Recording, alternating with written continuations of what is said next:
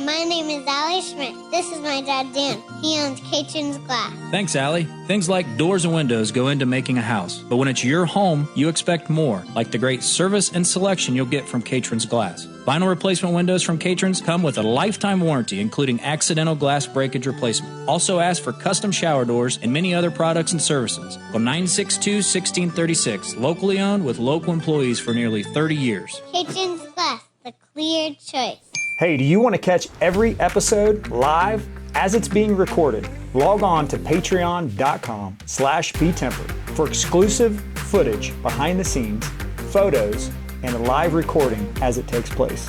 Go to patreon.com/BeTempered. Welcome to the BeTempered podcast, where we explore the art of finding balance in a chaotic world. Join us as we delve into insightful conversations, practical tips, and inspiring stories to help you navigate life's ups and downs with grace and resilience. We're your hosts, Dan Schmidt and Ben Spahr. Let's embark on a journey to live our best lives. This is BeTempered. What's up, everybody? Welcome to the BeTempered podcast, episode number 67. 67. 6'7"? Six. What is this? Listen. What is, dude, I have a 15, 17, and 20-year-old. Oh, yeah. I don't know what it is, and it drives me nuts. So it is a song, and it'll be the worst song that you've ever heard in your life. But I feel like there's a meaning behind it because when they do it, they all laugh. And I'm like, well, what's so funny? And then they laugh more. I don't know. I think it's just because it really doesn't make sense in the song either. It was my son's walk-up song for like 2 weeks. For baseball? Yes, it was Jude's. So what did he say? Because he didn't pick it. Well, he didn't pick it out. They picked it out for him. But every single time, the away team, everybody would yell 6'7" at the same exact time. There's something underneath it. There me has nuts. to be. And then it also, yesterday we got talking, and I learned something new yesterday that I'm unk. Oh, are you? Well, that's a new one that I've never heard. What is that? If you're unk, it means you're washed up. So, and that's a new slang of being like older. You're washed up. You're unk. So I've never heard that one. Watch. I'm gonna go home tonight. I just found that one out. Unk and 6'7". So any of you younger kids out there listening, let us know what those mean. And this should be your favorite episode because it's 6'7". That's right, 67. And I don't know because with Evie they told him the hand motion, so he has to go. They're like, Evie, say 6'7". So he'll go 6'7". He's 4. So. Oh, that's great. Well, since we've lost all of our viewers, you don't have a clue what we're talking. Yes. No, they all do, and they're laughing. They are. They're like, these guys are. What are we? We have unk. I'm still watching. Yeah. Thanks, Kevin. That's good. So the voice you're hearing in the background is an old friend from back at the University of Dayton. We reconnected here a couple weeks ago, a month ago, maybe. And, on the phone, it was just like being back in school. So Justin Bear came up here today to Richmond, Indiana from Cincinnati, Ohio. Justin, welcome, man. Fantastic to be here. I'm pumped. Yeah, it's great to have you. It's great to feel that energy. I remember from 20-some years ago that we're, 46, 47 years old? 3 Sheehy, baby. We lived on the same floor. Stewart Hall. These guys brought it, dude. They were Brad and Dan were like I will call them the anchors of our floor. They were right in the middle. They were right in the middle. And I lived down by a couple of guys that I would call they were definitely not anchors. They were like that crew that definitely didn't finish the University of Dayton. So I'm glad I had some anchors in the middle of the hallway. There might have been a little smoke coming from those rooms. Correct.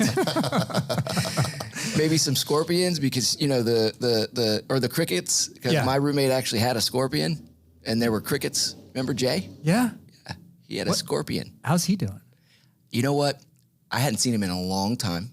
I was at 50 West in Cincinnati maybe about a year ago. I'm just hanging out, and he walked by, and we were both like, I hadn't seen, and it was, we had a really cool reconnect. I hadn't seen him in a long time, but he looked like great, looked like he's doing well. Good. So. That's awesome. Yeah. Yeah, so Justin and I go way back, kind of reconnecting here now. But, you've done a lot of things in the past 20 plus years from being graduated from the university. And I don't know your entire story. We talked about, with social media, we can stay somewhat connected. But there's so many peaks and valleys in life that I don't know about, and I'm excited to hear. So how we start every episode is from the beginning. So talk about what life was like for you growing up as a kid. Love that. 1029 North Buell Farm Drive was the address. We grew up right next to a park in Sharon, Pennsylvania, was where I was born, Western Pennsylvania. My dad was an architect and built himself a little like studio out back. And he was an architect, so his office was like at the house. We grew up next to this park called Buell Park, phenomenal park.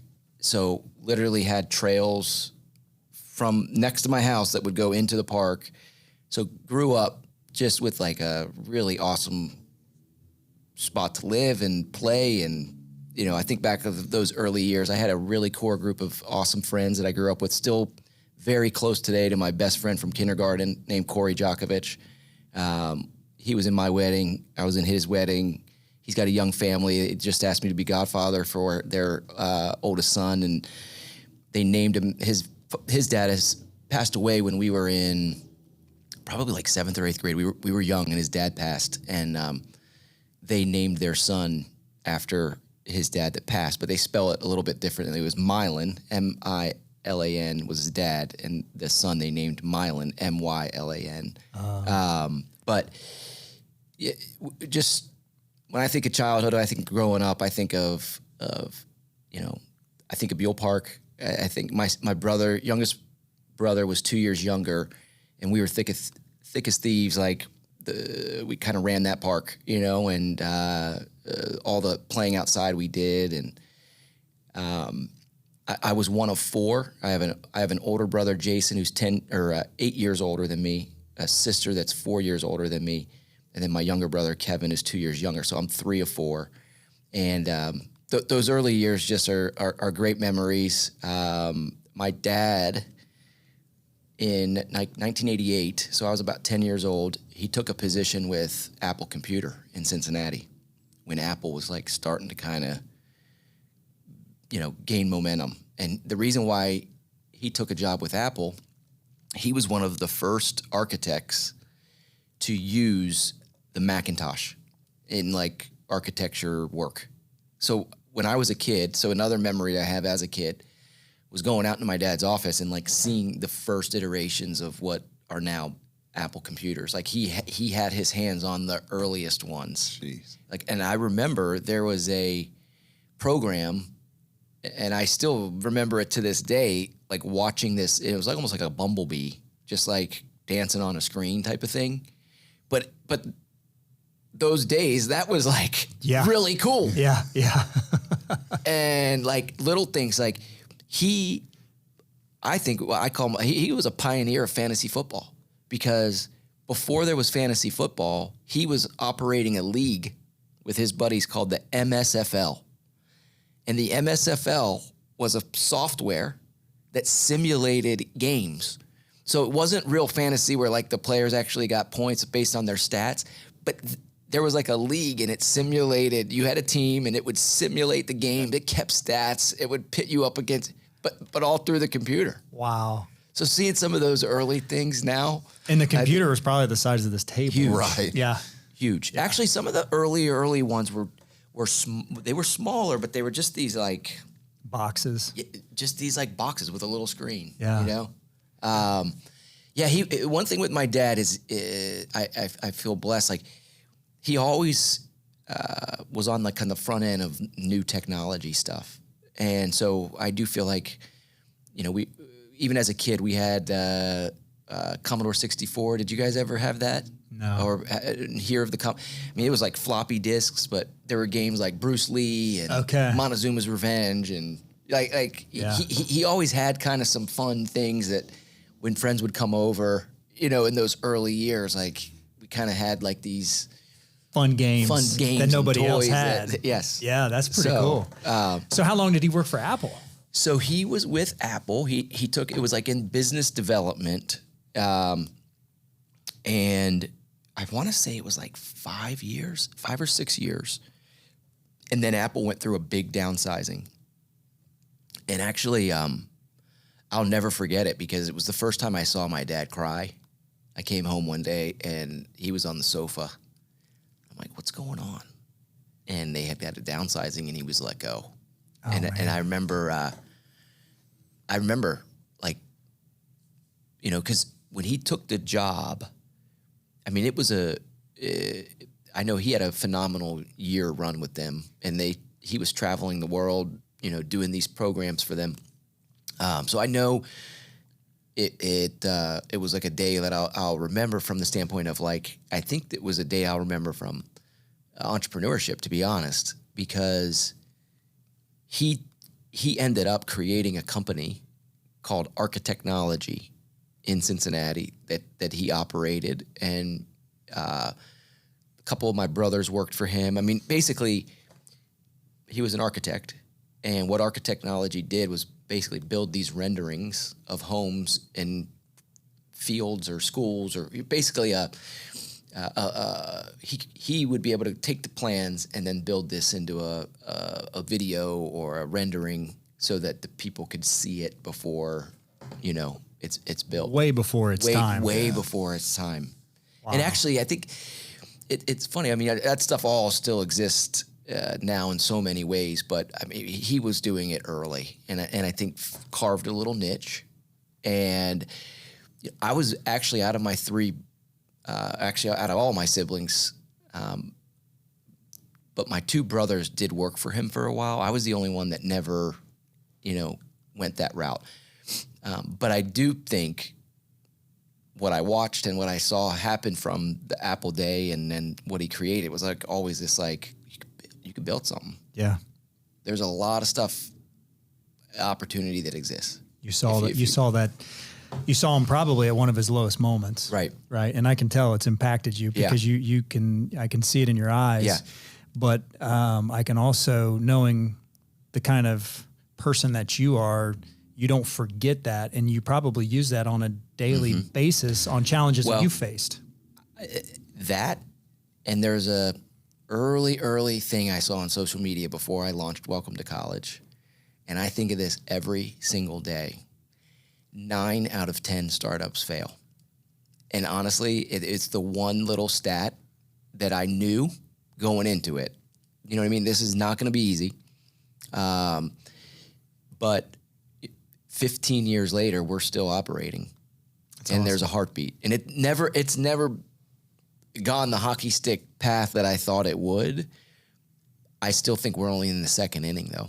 Yeah. Do you know what I'm saying? Like, there's still a hockey stick. Right. And I believe that. Yeah. But it's been 15 years of challenge. Yes. Ups and downs. And downs. And the ups are up and the downs are down. And it's real. And my wife's always like, I've flirted the idea of one day I would love to write a book.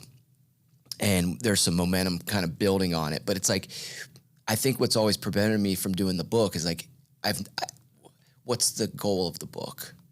I've read Shoe Dog by Nike, right? And it's a book that really impacted me because it took Nike a long time to become Nike. A lot of people don't know that, right? But it took close to 20 years for that thing to go. And it's like, do you write the book once you're Phil Knight and you're Nike? Or there's a part of me, as I look at my kids right now, they're 20, 17, and 15. And there's a part of me that's like, the book doesn't need to just be about a home run. But the book could be about how do you get knocked down 15 times and get back up 15 times, 16 times. And that's the piece that I'm like, it's not been an easy path, but I would much rather be doing this than anything else in the world. Yeah. That's powerful, man. And that's true entrepreneurship, right? Is, everybody, like you talk about Nike, which is a good example. All people see now with Nike is it's everywhere. Yep. Right? But it took 15, 20 years for them to get to where they're at. Yeah. And, the sleepless nights, the struggle, all the challenges that they faced.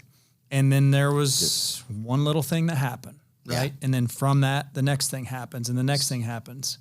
Lots of ups and downs. I got a good one for you. This is an untold one that no one knows. And honestly, I was thinking about this because I'm like, I got a lot of stories that I tell a lot and I've on these workshops, but there's one that as I thought about the book, when I started this, my first company, which is Welcome to College,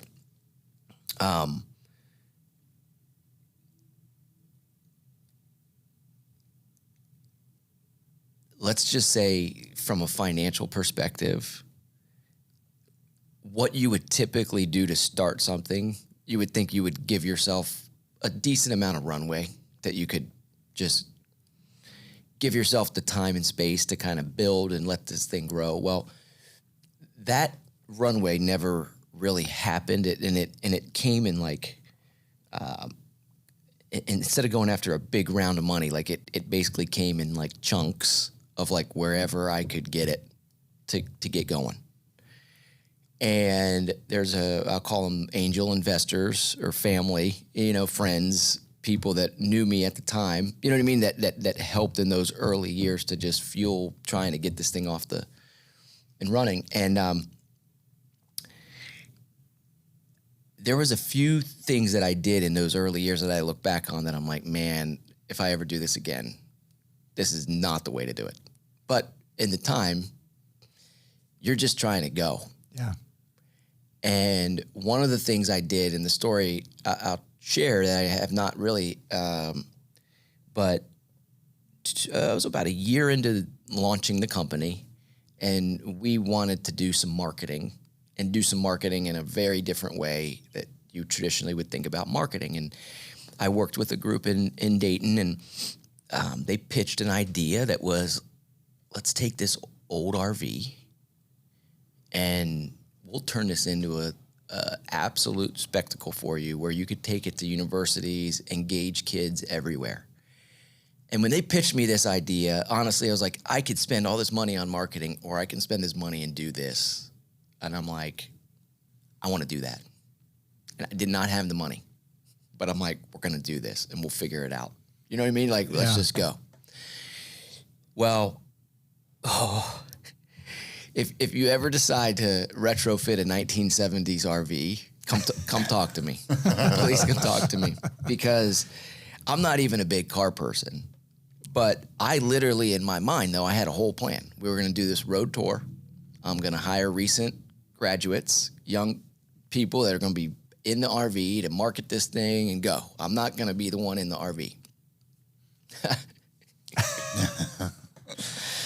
So this project, though, was like a big defining project for Welcome to College, because it was either going to work and we were going to keep going, or this thing, if it doesn't work, could potentially kill it. Right. Do you know what I mean? Like Right. if this doesn't work, Yeah.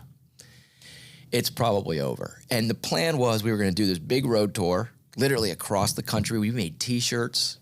The road tour was incredible. This was social media. Twitter was big then. And what we did is we took 20 of the nation's biggest rivalries and started it with Ohio State, Michigan. Being based in Dayton, we knew Ohio State would probably win. So our first stop's going to be Columbus. You know, so we pitted all the rivalries, the biggest, literally, like, this thing was going nationwide. And we were going to end, I think, we had Harvard, Yale, North Carolina, Duke. I think we ended with USC, UCLA, or something. Yeah. West I Coast. don't know. We had this whole shirt. We had the road tour built out. Like, everybody got to vote. Users got to vote. Where does Marv go? The RV was Marv.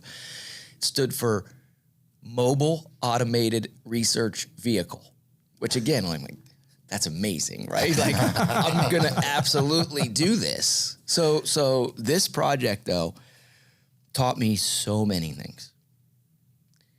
And the first piece of this project that, again, I haven't really talked about this a lot, and I'm not going to use names or I don't want to, I'm not doing this in a way that this is just real life stuff.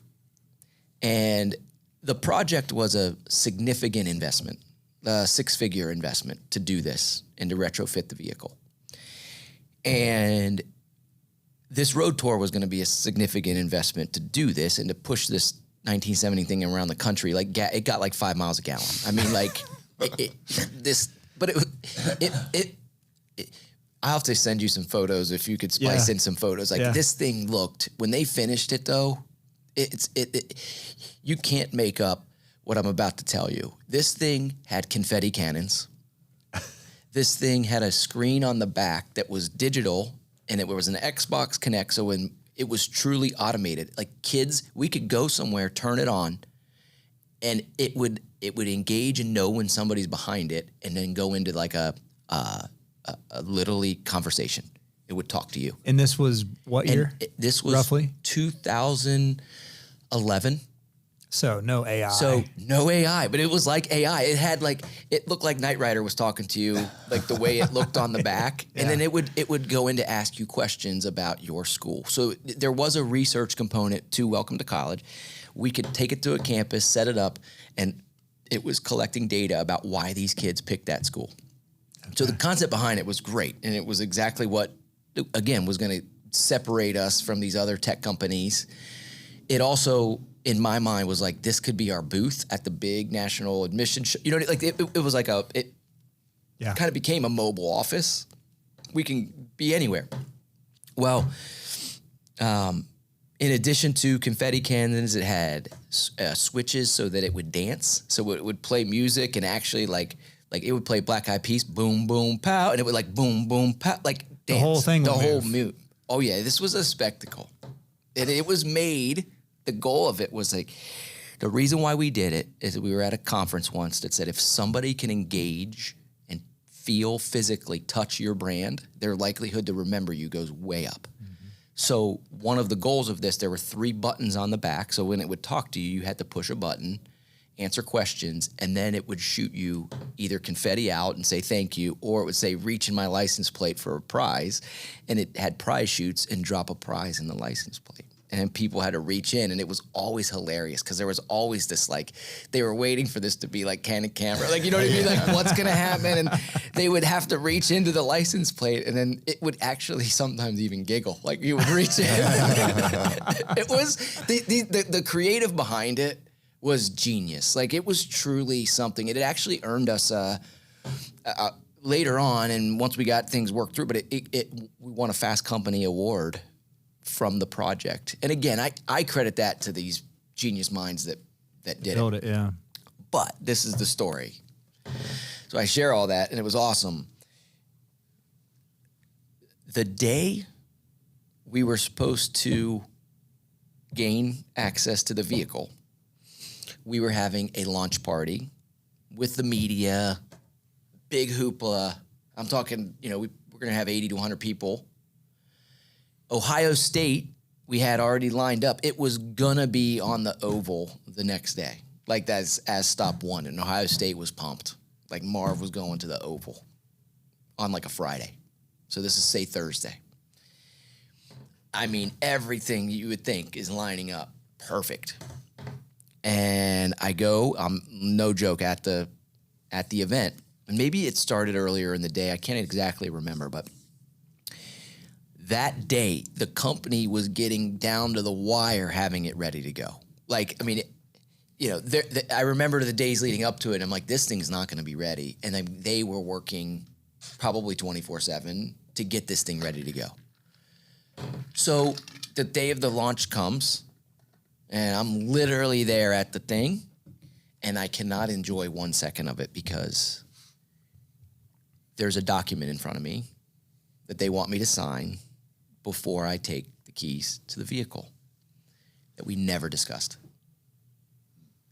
And basically it was a document that was saying, for me to give you these keys, I have to agree that I'm not holding you accountable for anything, basically is what the doc said. Like anything.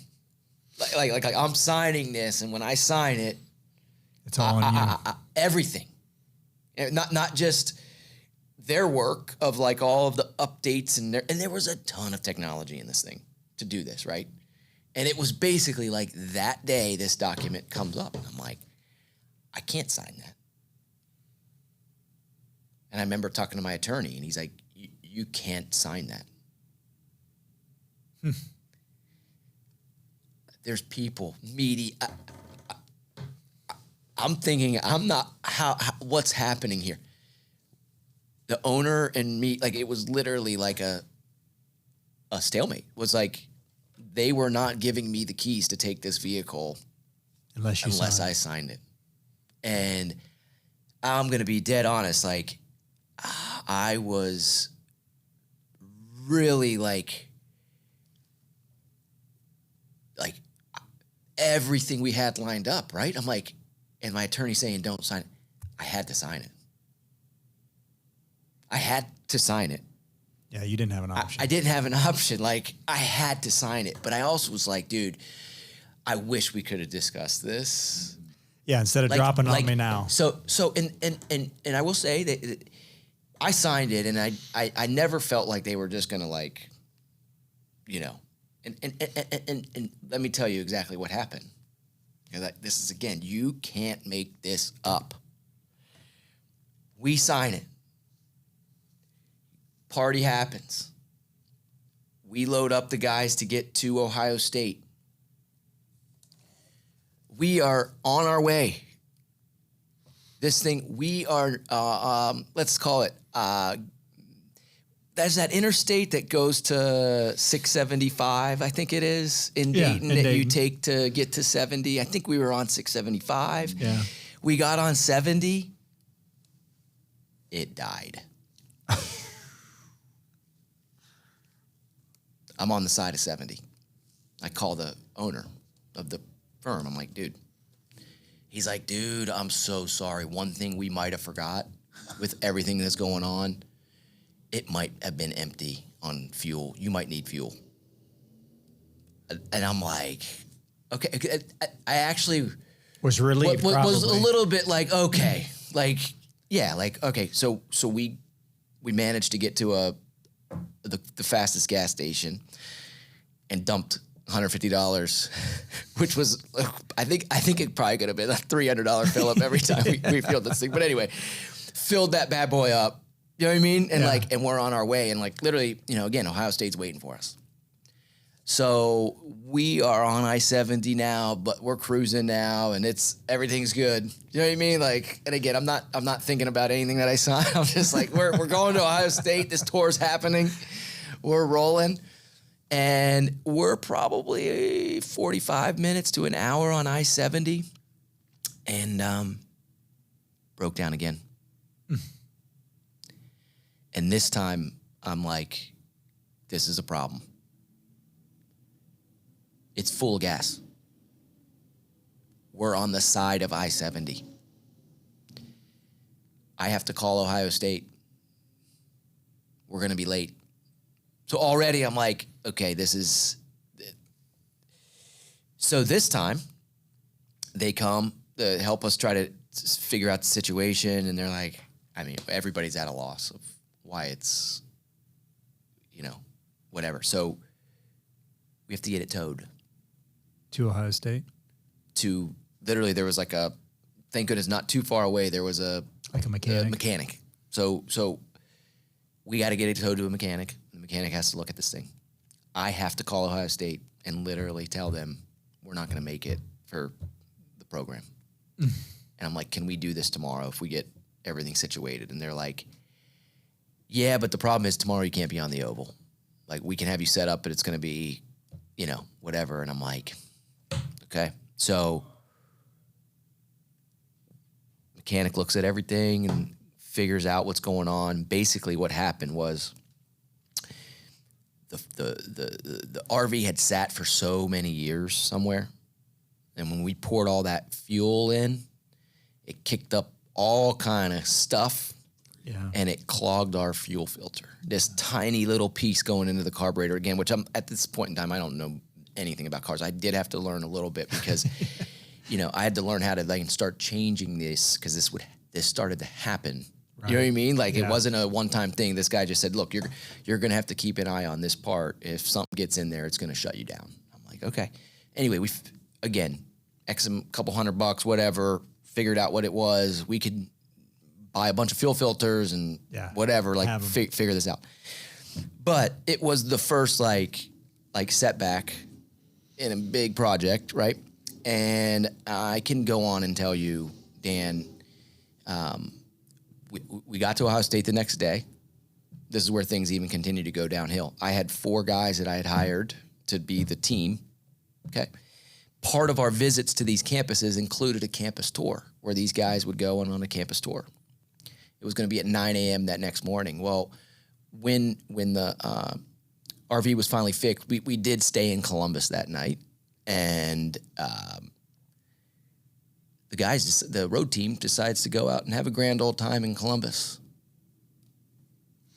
They show up late and visibly hungover.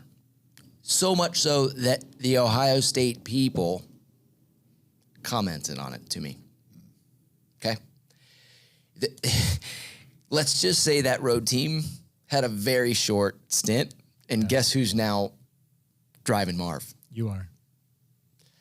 So again, like the story doesn't get better, unfortunately, for a little bit, because that road tour made it through four visits. We did Ohio State. We made it to Pittsburgh. We did Penn State, Pitt, and Pitt 1. We used Pitt, West Virginia, and then we did. We got to Boston, and it was Harvard, Yale, and Harvard won. And we were on our way to like DC for like Georgetown, and I can't remember who we did in DC. That thing broke. We were changing fuel filters like every 3 hours. And finally, it broke down somewhere, and I literally was like, we got to end the tour. You know what I mean? Like, we got to get this fixed. Like, I literally, at one point, there were 3 of us, a couple people that I hired to help me, like a blogger. We were pushing the RV off of an interstate in Connecticut with like semis flying at. You know what I mean? I'm like, this is becoming dangerous. A problem. Yeah. Like, I'm putting lives now, not just my own. You know what I mean? And at this point, I'm trying not to showcase any of that, right? Like, we're just pushing out all this great content when we show up in these places, but like underneath it all was a complete nightmare, right?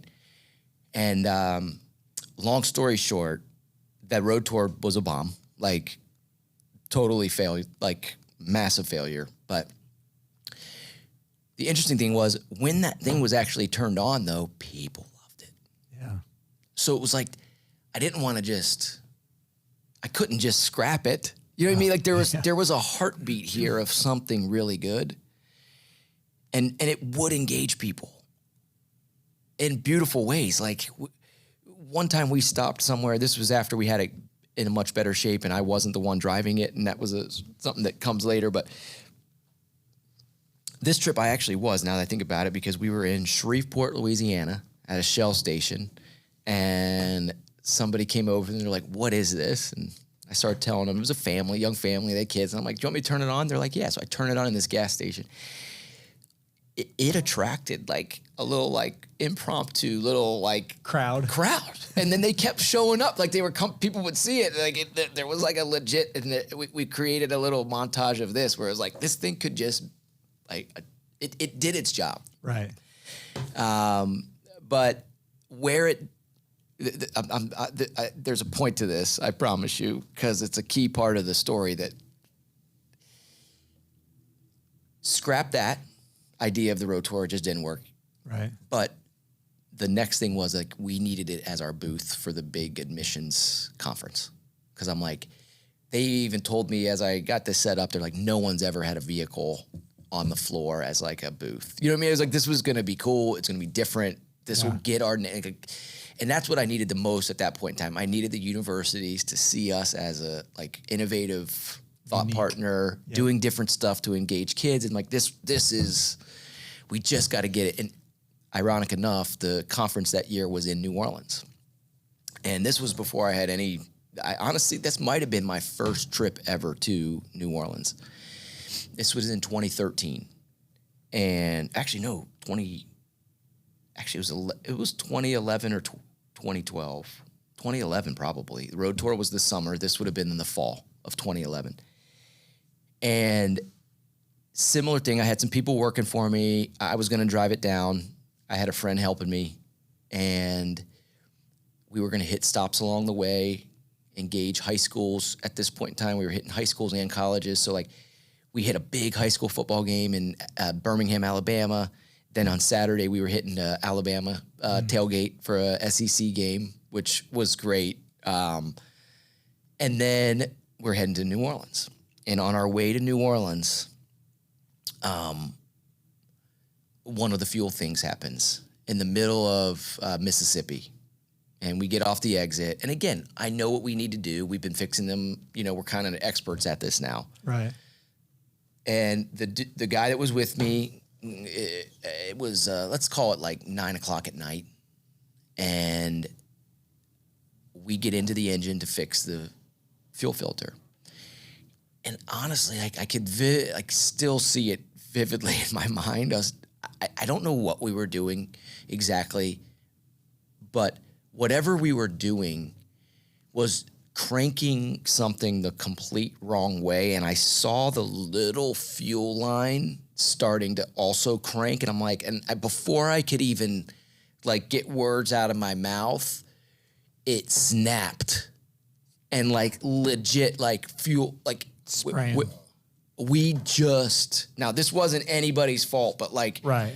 This was total, like, we effed this one up bad. Like to the point where I'm like, we just snapped the fuel line. And I literally thought that's when it was, I'm like, what? We had to have this thing in New Orleans on a date to get it, like they had it all lined up to get it into the show. And I'm literally like, we're done. And I remember pacing in this. There were 2 gas stations at this exit. Neither one of them had a name of a station that we would, like the signs were like just like blank. You know, like that's the type of exit I was at. Yeah. Like this is where it all Middle ends. of nowhere. No, and the best, I'm not even kidding you, the closest town was Quitman, Mississippi. And I remember like literally in my head, I'm like, quit, man. Yeah. Just quit. Just freaking quit. That's your sign. Like, what are we doing here? And I remember being like, I literally thought it was over. And my buddy that was with me had to be somewhere.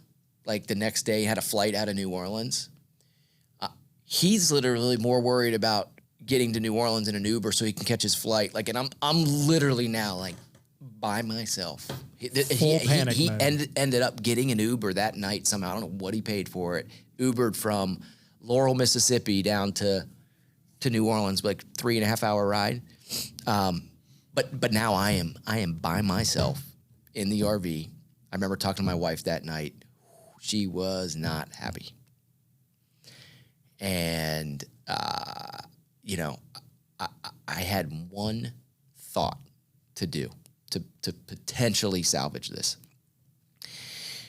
When I got the RV, the folks that did the RV recommended I join this club called the GMC Motorhome International. And it was legit a club and community of all the owners that own 1973 to 1978 GMC RVs. And when I signed up, it was like $25 or whatever, but they sent you the directory of all these owners across the country. And that night, literally like at 10 o'clock at night, I'm scouring the directory because the only thought I have is that if I can find somebody that like has one or knows what to do in this situation to fix, you know, I'm like, it's the only, most mechanics I would take it to, if they would see this thing and be like, we're not touching it. We don't work on that. Right. You know what I mean? Like most places, it was not always like the welcome sight to see this thing come rolling in. Like, so I scour the manual and literally find the closest people to where I'm at and the closest people to where I was located and we're in Birmingham, Alabama, or outside Birmingham. There's a town called Bessemer. And I looked it up, and I'm like, Bessemer's probably like a 2.5, 3 hour ride. And there were some people south in Mississippi, but like, I'm like, and the guy's name was Mark Creel. And I will never forget that phone call. First off, he picked up the phone at 10 something at night. Complete shot in the dark here. Picks up his phone. I explained to him the situation. Mark says, after hearing this, he's like, all right, whatever you do, don't tow it. He's like, they'll jack it all up. Do not tow it. He's like, I know some people in Mississippi. He goes, it's too late to call them now, but give me the morning and let me make a couple phone calls. I'm like, brother, you're literally my only shot in the world. You know what I mean? That I have. Right. And I will never forget it because, I mean, clearly I'm not sleeping. Right. I'm not going to, I mean, I did call I did have somebody, I think maybe my wife, somebody said like, you should let the local police know you're stuck. You know what I mean? Or just know you're there. So I did Quitman. The Quitman police showed up at one point, and I talked to the guy, and he's like, yeah, well, he's like, you're fine. Like, there was this semi across the other way, though. You know what I mean? Where I'm like, it was like RV, and then these like big old semis. You know what I mean? And I'm like, oh, what am I doing?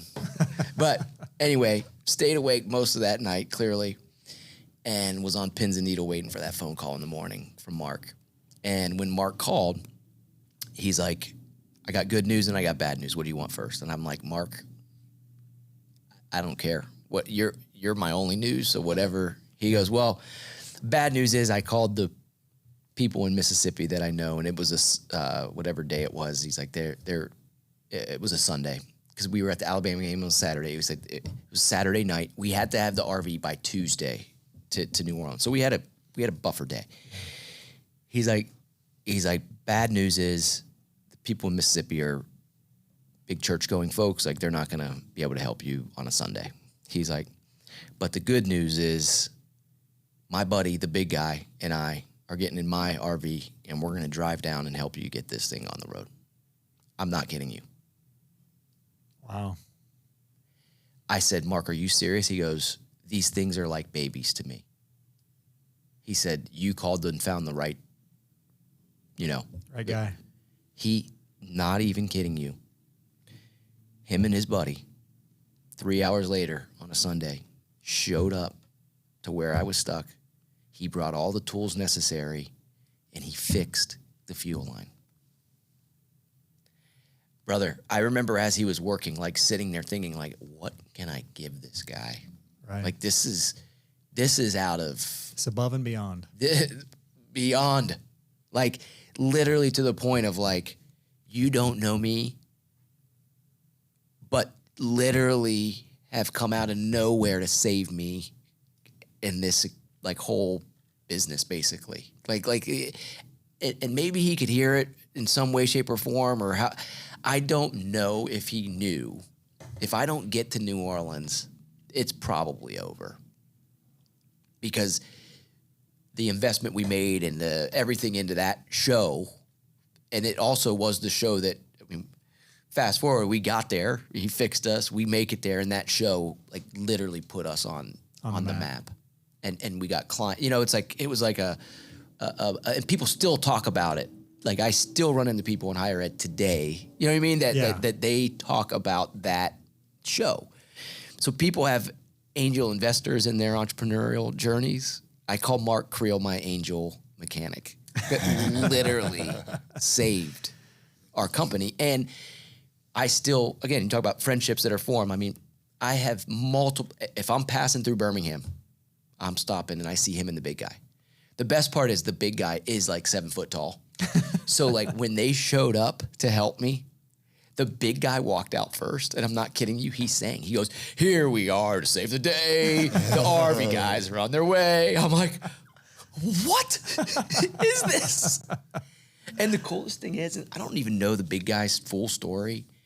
And I have had multiple times where I've hung out with them when I'm passing through, and I've taken Mark and his wife to dinner multiple. You know what I mean? It's just like It's like I will never be able to fully repay them. In fact, he stayed with me one time in New Orleans when he came and visited. You know what I mean? Like it was beyond his help, but it has connected us. And in fact, that's where the RV is like right now. So Mark, if you're listening, thank you for keeping an eye on Marv and keeping him safe. But we still have the darn thing, and Mark's kind of keeps it stored in Birmingham. It's going to come back. I'm going to use it again, but it'll have to be the right. It's going to have to be the right. You got some scars. There's some. Oh, and my wife. When you bring Marv up to Megan, it's like not a great topic. But I wanted you to, because like when you ask about stories, like that's one I don't talk about a lot. But the amount of times we got hit in the face and we're laying on the ground to figure out how this is going to work. And not just those weren't even financial struggles. Like that's just like real life, just stuff. Right. And then you add in all of the other factors and so many things. And it's like, again, I have to go back to that 9 out of 10 though. I think about that and it's a driver for me. You know what I mean? Because I'm like,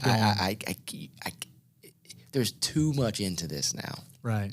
So to back up a little bit, kind of give an explanation of what Welcome to College is and does. Yeah. So people understand that. Yep. So it was originally started as a, let's just sum it up, a Yelp for college tours. And the plan was high school kids could go and rate their college visits, and other people could see what they saw, and they could give feedback. And we were collecting all that feedback, and we're selling it as data to the university to better improve their campus visit. Well, that lasted about 4 years, that model. And then we went through quite a bit of an experience, and this is actually where the New Orleans piece enters the equation. We got accepted to be part of their entrepreneurial cohort called the Idea Village. And you got to work with a lot of mentors and people that really got into your business to help you figure out what's going on. And we were very much still in very rocky waters of those first couple years of figuring out exactly what this was. And we didn't have a real, I would call it product market fit yet. You know, it's like we had something and we were getting users and we had clients, but it wasn't totally going. And I'll never forget this story. They put me in a room once though, and we had to do those Mad Lib problem user solution kind of fill in the blanks.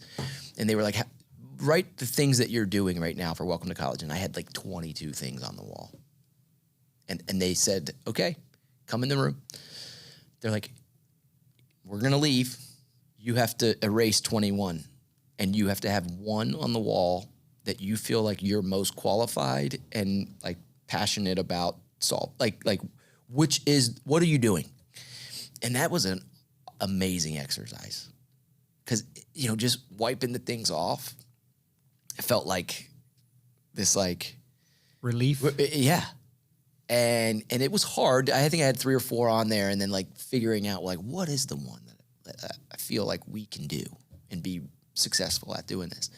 And there was one on the wall, and it basically was the one statement, and I don't remember exactly, but it was something to the effect of like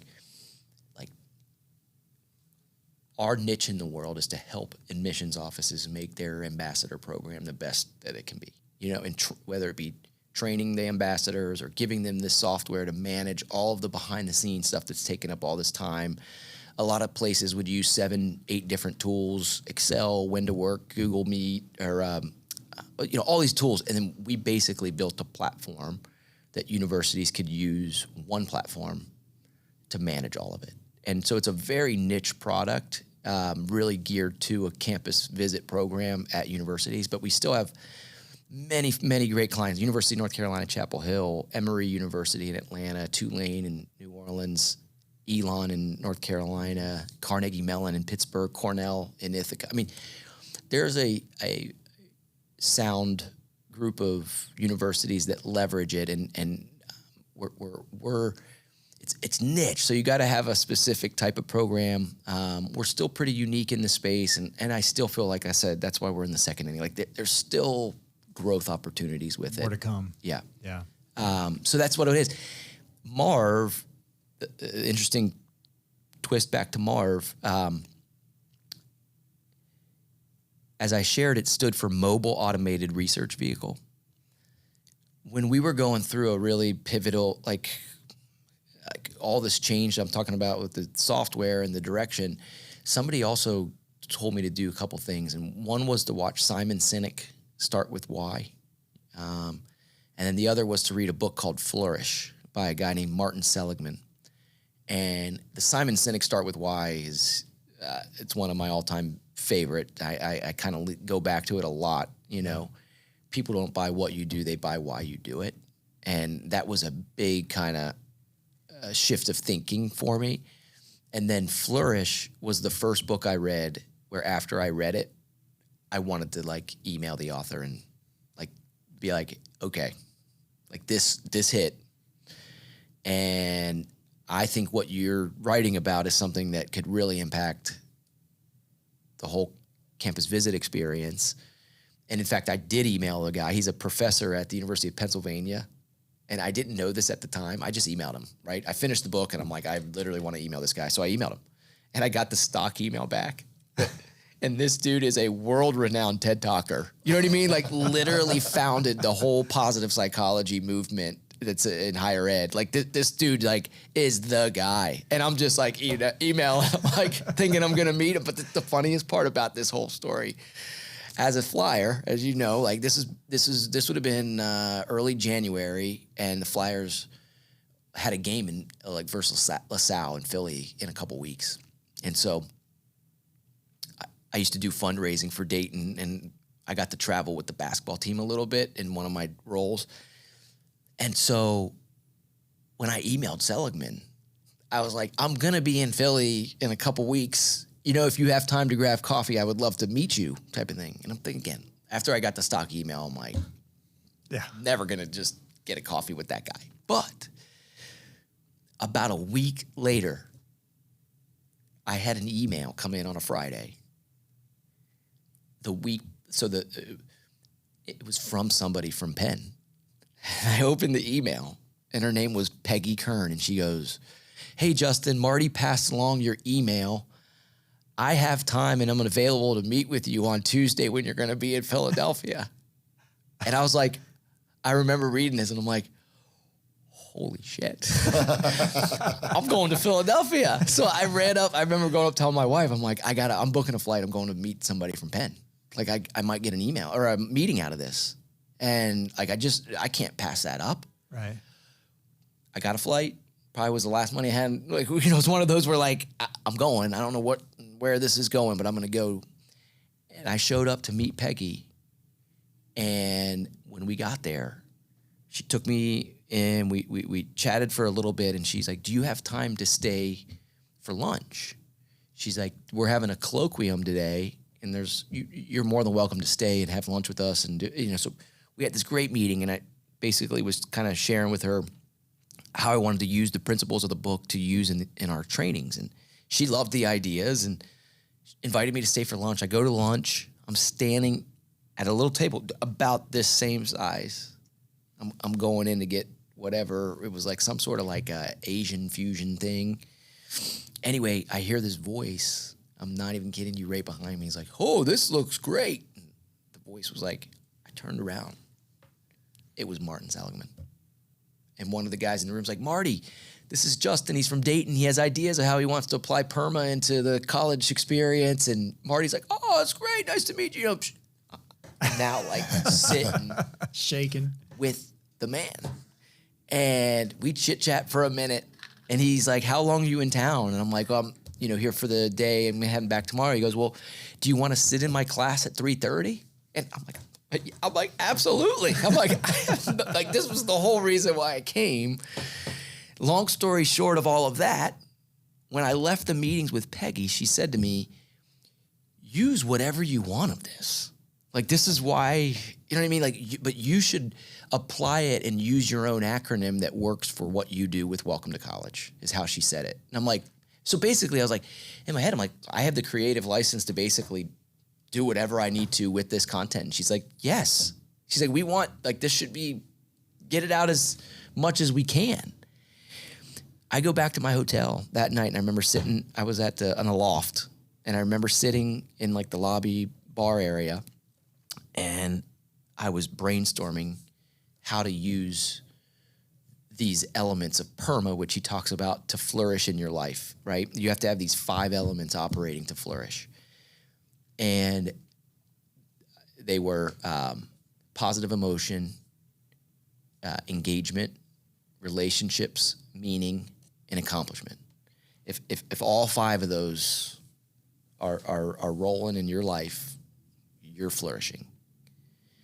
And the interesting part for me of why it was so powerful with the college visit is that everybody talks about gut feelings when you're on these visits. Like, I just felt it. And I hate that, because I'm like, what is that? What do you mean? Like, what do you mean? And when I read the book, I'm like, it brought me back to my tour of Dayton, because I did not want to go to Dayton. It was not really on my radar screen. My guidance counselor kept nudging me, just go on the tour, go on the tour. I'm like, I'm not going to Dayton. Like, it was not up on my list of, say, top 5. Right. Why am I going to go to a smaller city? I wanted a big school. I want college basketball. Like, I'm not going to Dayton. I finally listened to him, though, and went on that one campus tour. And I call that campus tour the turning point of the rest of my life, because Chris Woodard, who was my tour guide, knocked this thing out of the park. And not because he did the normal things tour guides do, but I felt at the end of his tour, I could call him if I went to Dayton. And literally, like, we built a connection that I felt like he was from Cincinnati. It was more of a conversation.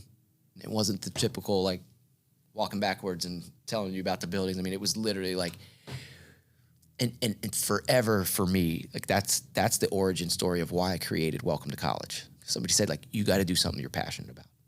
That campus tour never happens. I never go to Dayton, never meet my wife, yada, yada, yada, ripple effect, right? Like, that campus tour was a game changer. And so my big thing has always been, like, I want to work in that space and help people understand the importance of how big that little moment of time could be. Fast forward back to the PERMA and Seligman and the acronym. So the Marv thing, we already got that backstory. You know, the debacle and love-hate that has been, but this is where it gets really interesting. And I've never actually told it in this way, and how this is going to be interesting to figure out how you cut this all up. But when I was at that Aloft Hotel and I started playing around with acronyms,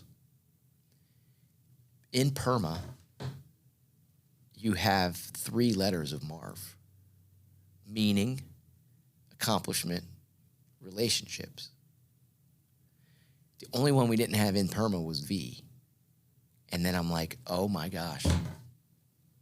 Marv's the acronym. Marv is the reason of all of this. Meaning, accomplishment, relationships, and vitality.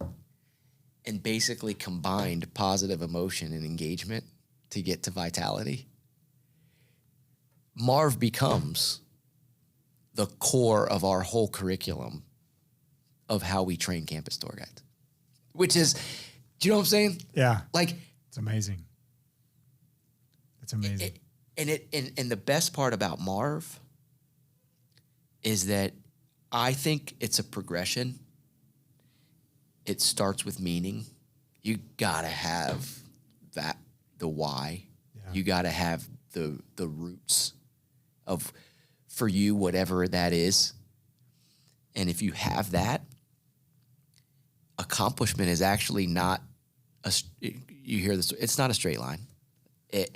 Accomplishment is actually the grit, the resilience, the adversity, the obstacles, It's the journey. It's the journey.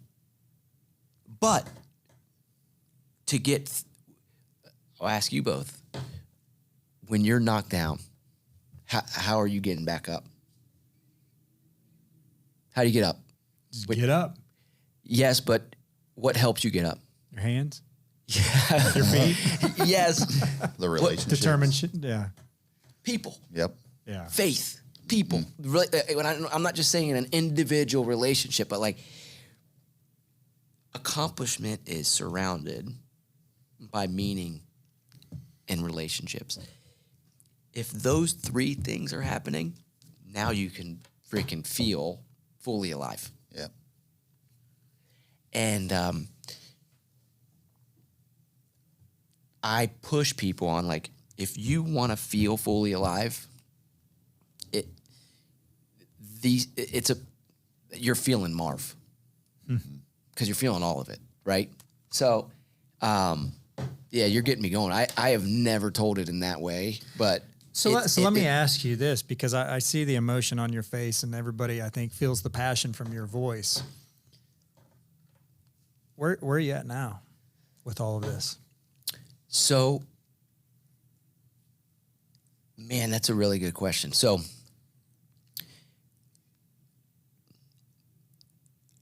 one of the things that like I'm actively pursuing is it's hard to share what I just shared with you guys. Oh, absolutely. To get to where we just got to. It took, I don't know how long we've been sitting here talking, but it's hard. I truly don't even think my kids fully understand what I do or try to do. I also think it's been, it's something that I know sitting there that's really good and has a potential to impact a lot of people. So one of the things that's really top of mind is finally getting the book done, so that in a maybe not a long book, but like something that like a student 15 to 20-year-old could read and feel a little bit of a roadmap to like those four things. Yeah. And I feel like a book could accomplish that. And again, it's not going to be a book about I've hit the home run of business, but it's a book about, I think, a story that kids now need in our day, right now, after COVID. I feel like with technology's rise, I feel like with, you know what I mean? It's like there's something in this that I think could help a lot of people. And so my goal is like, if I write this for my 3 kids to help them, I think it could help a lot of people. And so the book is out there as like something that's starting to drive me, is like, just get this thing out. Just do it now. Right. Just get something out and potentially build a little something around the acronym. I think it could help not only just with obviously the higher ed side of the world, but it's funny when I talk about it, and I have spoke about it at certain events, and I've had I'm there to talk to the kids, and parents will come up to me and they're like, dude, I need Marv. You know what I mean? Like, or like, there's elements of it that I think can span and connect with a lot of different types of people. So that's kind of definitely something that's top of mind. The other thing that I've realized, New Orleans taught me something when I moved there. And there's a culture difference in New Orleans around just like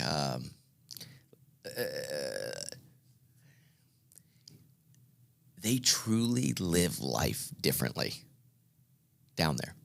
And what I mean by that is like they are very much a present tense living kind of culture. Like it's now. Like they're living in this don't take any day for granted mentality. You know what I mean? Like they live and enjoy life. There's a French, couple French saying, laissez le bon temps rouler. You know what I mean? Like enjoy life. Or there's a saying, life is meant to be lived, not endured. And I think a lot of times, it's easy to go through phases of you just feel like you're enduring life. And it's like, you have one shot. And it's like, when I think about that, that's where I go back to like, man, I just want to be doing stuff that could help be inspiring others to really go after what you're passionate about, you know, be around the people that bring you up, and enjoy this ride. And New Orleans was big on, again, like little things like I shared earlier, like Mardi Gras is not, like Mardi Gras, the media side of Mardi Gras, of portraying what Mardi Gras is so far off base. It's truly for family, community, and for kids, to be quite honest. I mean, like when my kids were young and we were there, like you have a ladder. Like it's a every home has a ladder, because you roll out your ladder to the parade so that your kids are up top. You stand behind them on a ladder, and all the throws that these floats are doing, it's for the kids. I mean, yeah, do the adults and people get into it and have just as much fun? Absolutely. But like, it's really it's a family communal thing. Like all of the stuff that you think of and imagine when you hear Mardi Gras, if you go down to the French Quarter, Right. you'll see that. Absolutely. Don't get me wrong. But that's not the point of Mardi Gras at all. Like it's truly it was like UD homecoming for like 10 days every February. Yeah. And I think it's a beautiful thing. And it's like living there and meeting the people that lived there. I shared a brief story of Pat Green, who was 90 some years old. And when I got to know Pat, she's like, I moved to New Orleans from Key West because I wanted to die by the birthplace of jazz music and where jazz was formed. I'm like, what? Wait, what? Just the interesting people and different experiences that culture kind of exposed me to was something that I will always kind of cherish and figure out, like, man, whatever I do, that kind of, there's a hospitality down there, that Southern feel that, like, whatever I do next, like, it's also going to be infused in some way, because it really kind of, I grew a lot living down there. So let's talk about your family. Let's talk about your wife and your kids. You kind of briefly mentioned you met your wife at UD. Talk about them and that life together when you get married and then you have kids, and how that changes. So this is I'm glad that you asked, because this morning, first day of high school for my son, and he's kind of the benchmark for me, because when I was starting the company, somebody told me some advice that babies bring good luck. And my son was born on July 3rd, 2010. And Welcome to College was launched on September 28th, 2010. So my son is literally, like, as I see him now, is 15 years old heading to high school. I mean, that's how long this company has been in our life. And but on the family front, it's the driver for me. I mean, honestly, it's the why of, like, I think the constant, like, figuring out whatever I got to figure out to make this thing go. And, there's been times throughout the journey that I have done other projects. I've figured out, like, okay, I think for a while it was like my soul, everything. I had to just focus on it. But as it's kind of evolved, and it is what it is, I think I realized, like, I can do there's things that you could do while that's still going to make it all work. But to the family front,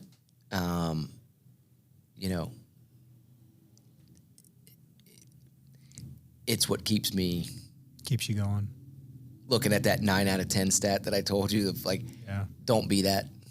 Yeah. Like I got it. This has to work because it's feeding and growing and, you know, doing everything that we need to do to kind of keep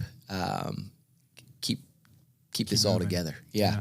And my wife, let me just give her the shout that she deserves, because she's always the one, like, if I talk about a book, she's like, I should write the book. I'm like, you should. But she's very a private person and wouldn't, like, she does, like, I don't know.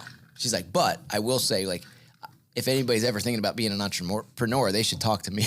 I'm like, you should. You should, like, she, I'll be like, without her stability and faith and care of like holding down the home front as strong as she has, you know, and me being as like ADD and out doing the million things that I do, and for it to work, you know, like it if I didn't have her, I don't know. I mean, this would have never made it this far. Yeah. But she also, though, like, you know, is a very much realistic, and I'm the dreamer. You know, it's the yin and the yang. Right. Like if I was with somebody that was like me, this would not work. And she helps kind of to keep you grounded. Totally. Yeah. So obviously, as an entrepreneur, ups and downs constantly, sometimes in the same day, sometimes in the same hour, right? Mm-hmm. How do you handle doubt? When doubt creeps in your mind with whatever you're doing, all the things you've got going on, how do you handle doubt?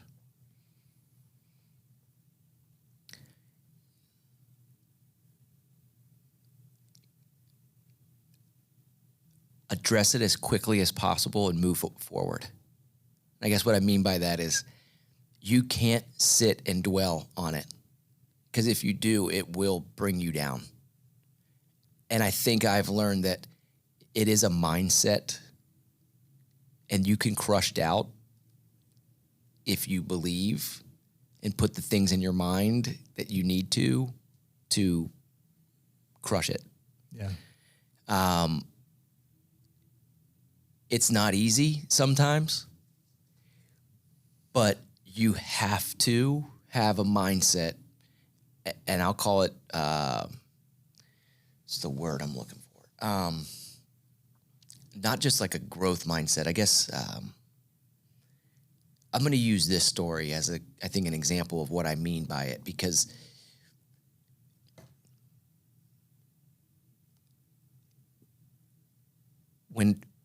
for me, doubt, if I doubted any of this that I'm talking about, I would have probably never have done any of it. And so the other thing that I connect with doubt sometimes is money. Mm-hmm. And somebody recommended to me early on when I was starting, they said, and I remember at the time, I'm like, I shouldn't do this, but it was like one of these executive coaches. And I did it for a little bit, and it was good for the most part, but there was definitely something that he gave me to read that I think really hit, and kind of, when you said doubt in that word, but it was basically a mindset around money as it relates to either scarcity or abundance mindset. And if you look at money from a scarcity mindset, to me, that's where doubt's going to live. And it's if you're there, it's hard to be there. If when you think about money, it's abundance, it's there. It's all over. And I don't think money has to be the only driver of this, everything I'm talking about. I mean, we could substitute it with so many things. But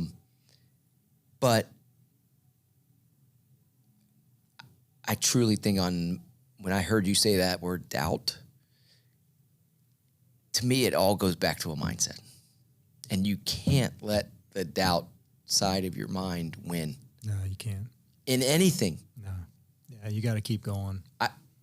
It's going to come, right? It's going to come, but you got to. It's always, dude, and I think I read something somewhere. No, dude, it's there. It's a big part of who we are as human beings. Like, our minds are kind of geared to go there, but you have to learn to train and shift and not let it bring you down. Yeah. That's right. And I also think that's where, faith comes in a massive, massive way, from the standpoint of, like, if you don't have that, I think it's really hard to. You're right, to keep going. So talk about faith, because, my faith journey, I was raised in a church. We go off to the University of Dayton, and I never stepped foot in the church. And, was living the college life and having a good time, get a job, same kind of thing, meet my wife. She's very strong in her faith. Things start to change a little bit, but I never really had that true connection really until the past 2-3 years, to be honest. We go to church every Sunday. We're very involved, but really have made that connection in the last 2 to 3 years, to where I actually really lean on my faith and try to in everything that I do. So talk about what faith means for you, because it's different for everybody. Totally. I've had an interesting upbringing as it relates to faith, religion.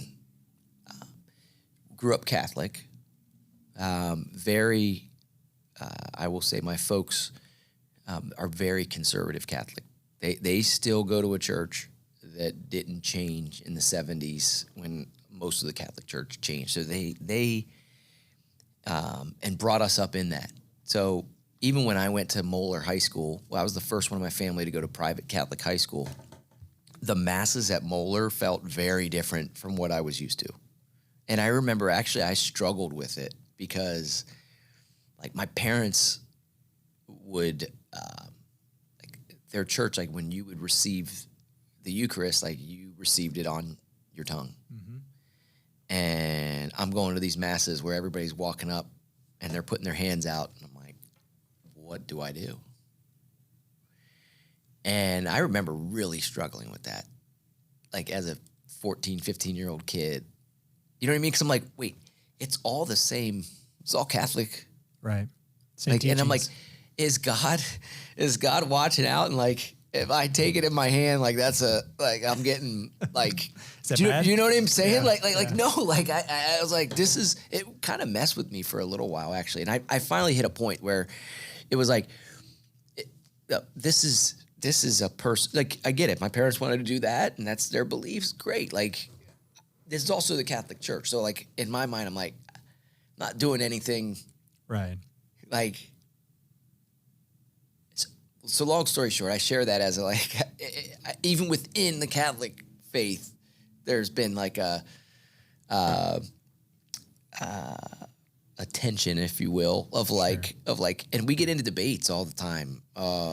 Really, really, and I try to not go there much anymore, just because I've just realized like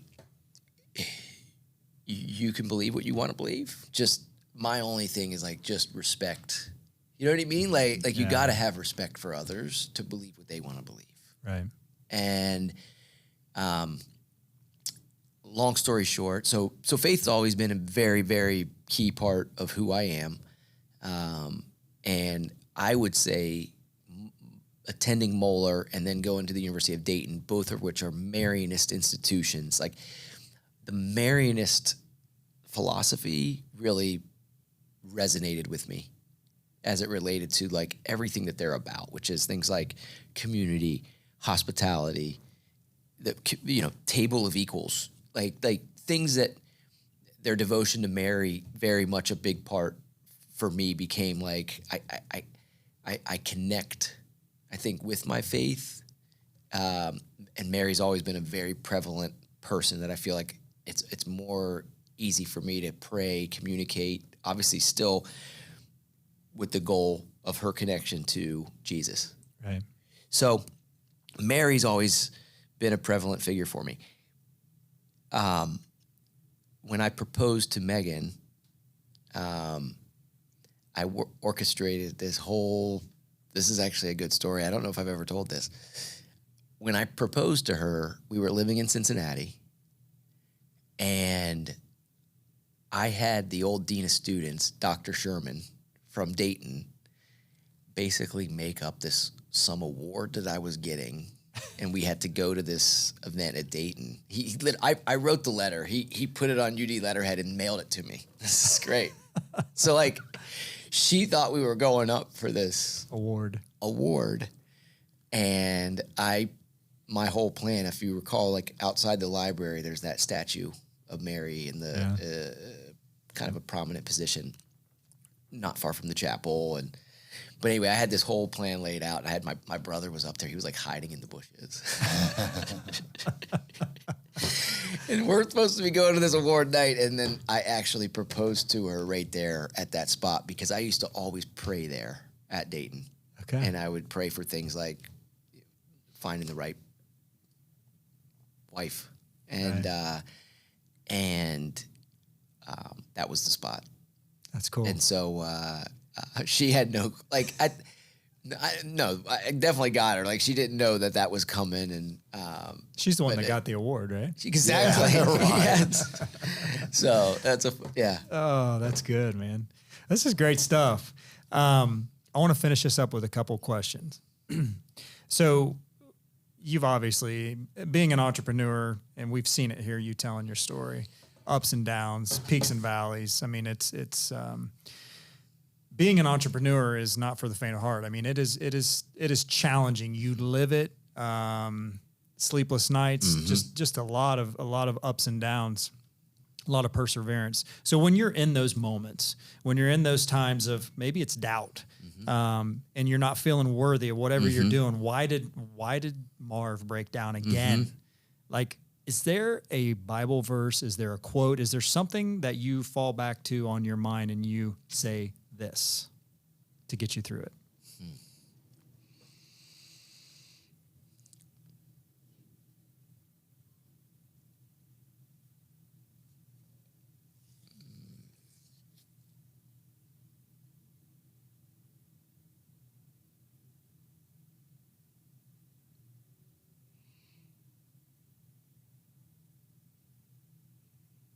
That's a good question.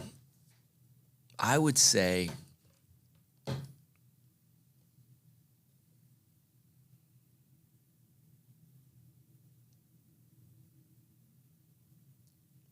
I can't remember if I said this earlier when we chatted or not, but it's a quote that I do think about it a lot.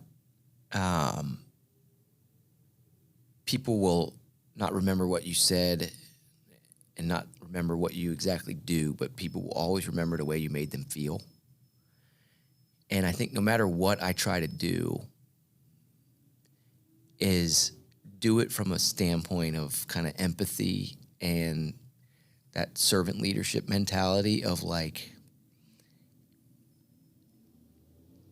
making them like, and leaving somebody else feeling a little bit better about their day because of the interaction that you had with them or experience that you had, or it's something as so simple as like in these last couple months, like service people and hospitality people, like mentioning their name when you're getting something from them. It's amazing when you see somebody look at you differently when you say their name. And again, I think those are like really little things, but it's big things. Yeah. In terms of how we treat each other. And I think in the end of you asking me that question, I'm like, I think what's driving something in me right now is just like, it's people talk about all the stuff happening in the world, all this stuff going on, and like all this negativity, and I'm like, if we just are kind to each other and do the little things that we should be doing. And if everybody did it, you know what I mean? Like it's we actually live in a freaking amazing country. We do. Like incredible country. And I think sometimes traveling, and for me this summer getting out of the country for a little bit, you really realize we live in the greatest country in the world. And I think, again, it's some of those just little things about how to treat each other and realize like we have everything that More you than could we ever can- want. Yeah. And we still try to Screw it up. or like but it's easy. And saying it's one thing, but it's like those little things. I think it's in the little things. If you just keep doing these little things, I agree. people, you can make that impact. Yeah. So That's a great answer. Last question. If you could sit on a park bench and have a conversation with someone living or deceased, who would it be and why?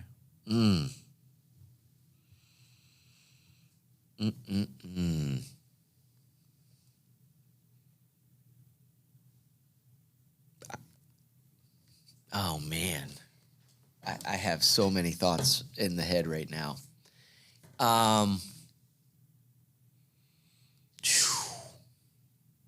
Who's the first person you think of?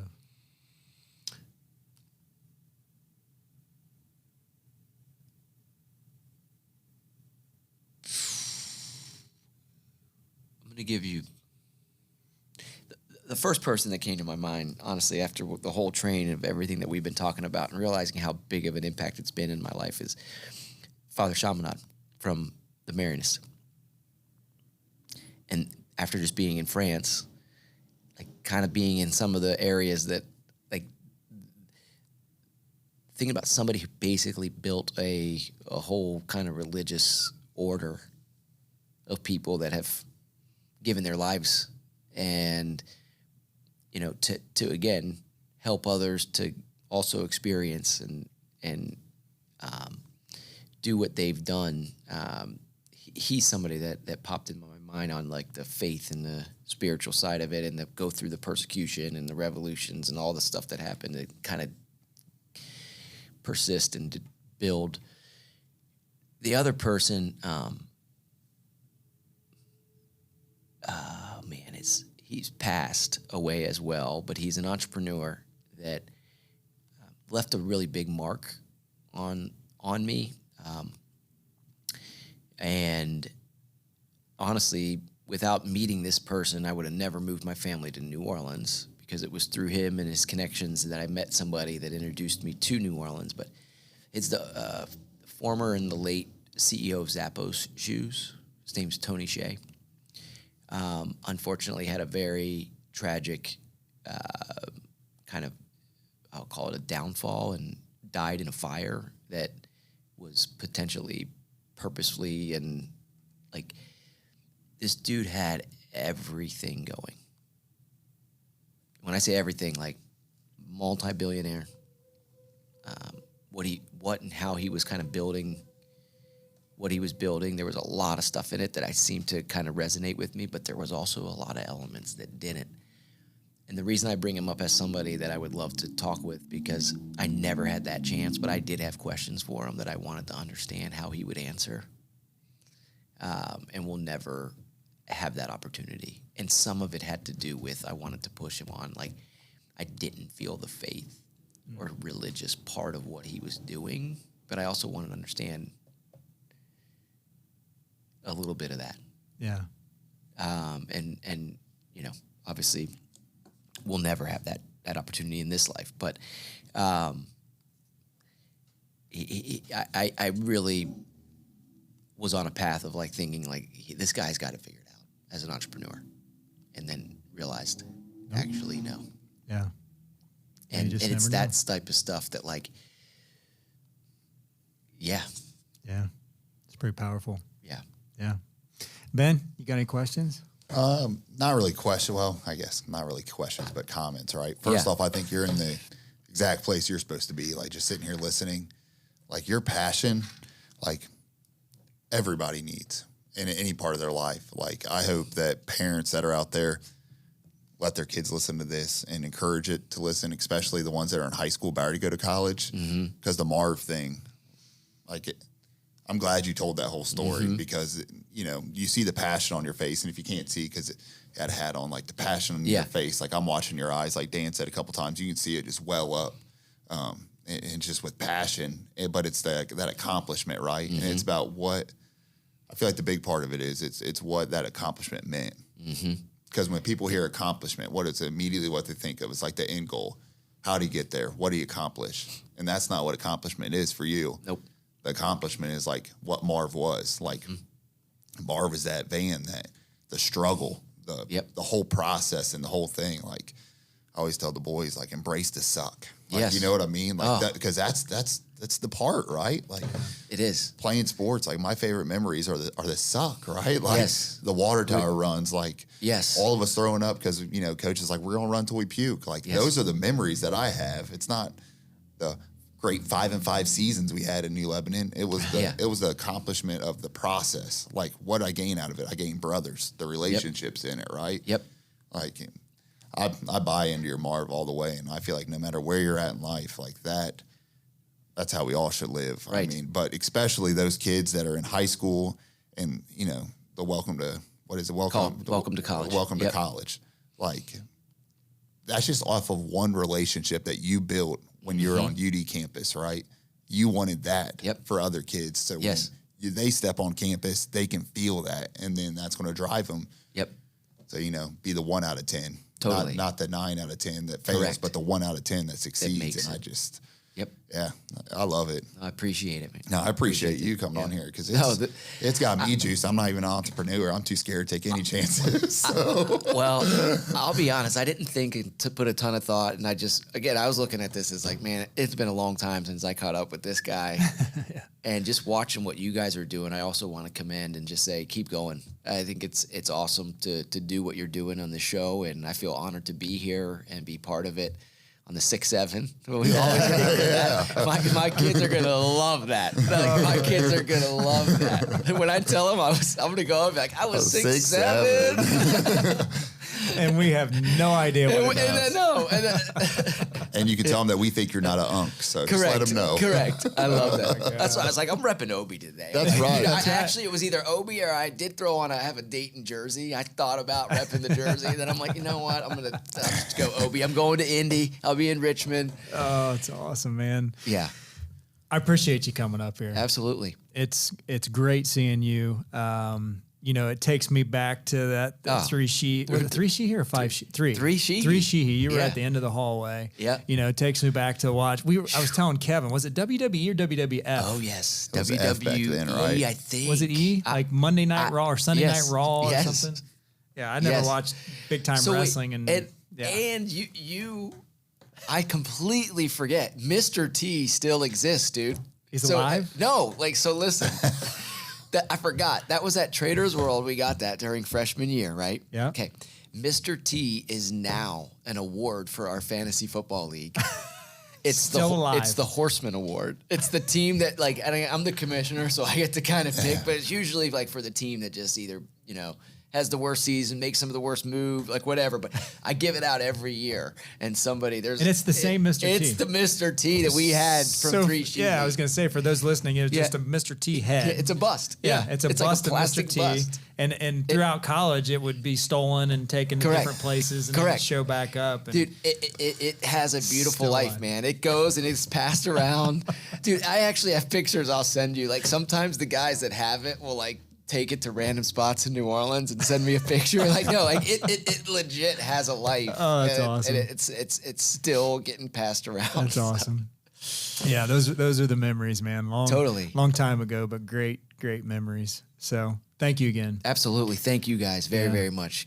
Appreciate your passion. Appreciate your enthusiasm. I think everybody who's listening can feel it and see it. And man, it's awesome. So everybody continue to like and share and do all those things and go out and be tempered. Hi, Hi, my name is Allie Schmidt. This is my dad, Dan. He owns Catron's Glass. Thanks, Allie. Things like doors and windows go into making a house, but when it's your home, you expect more, like the great service and selection you'll get from Catron's Glass. Vinyl replacement windows from Catron's come with a lifetime warranty, including accidental glass breakage replacement. Also ask for custom shower doors and many other products and services. Call 962-1636, locally owned with local employees for nearly 30 years. Catron's Glass, the clear choice.